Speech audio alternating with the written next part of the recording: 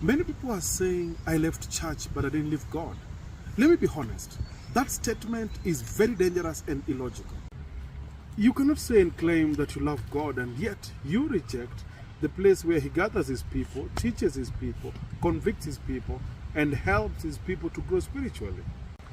The Bible says in the book of Psalm chapter 23 verse 6, and I read here, the Bible says, surely goodness and love will follow me all the days of my life, and I will dwell in the house of the Lord forever and ever. The key bottom line there is dwell in the house of the Lord. Not when it's convenient, not when I feel like, no, I don't want to go to church. No, dwell in the house of the Lord forever and ever. Hebrews 10:25, the Bible says, and I read Hebrews 10:25, it says, not giving up meeting together, as some are in the habit of doing, but encourage one another, and all the more as you see the day approaching. As you see the day of the Lord approaching, stop neglecting the meeting of one another. Why? Because the Bible foreknew that people would begin saying such lines that you're saying.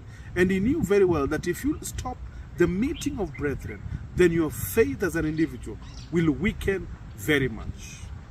The psalmist writes in the book of Psalm chapter 84 verse 10, and I read Psalm 84 verse 10, the Bible says, better is one day in your courts than 1,000 elsewhere. I would rather be a doorkeeper in the house of my God than dwell in the tent of the wicked. He's saying better one day in His courts. That is not optional. He's saying, given a comparison, you would better stay in the house of God. He's saying better one day in the house of the Lord. It's not an option. You know, this generation is being sold a convenient God without commitment, a faith without fellowship, a belief without accountability. Be careful. A disconnected believer is a vulnerable believer. You want convenience, not commitment. That is not faith at all. That's the exact plan for a godless generation. Don't reject God's house and claim to have God's heart with you. Stop lying to yourself. Go back to the house of God. I'm looking forward to see you in church this Sunday.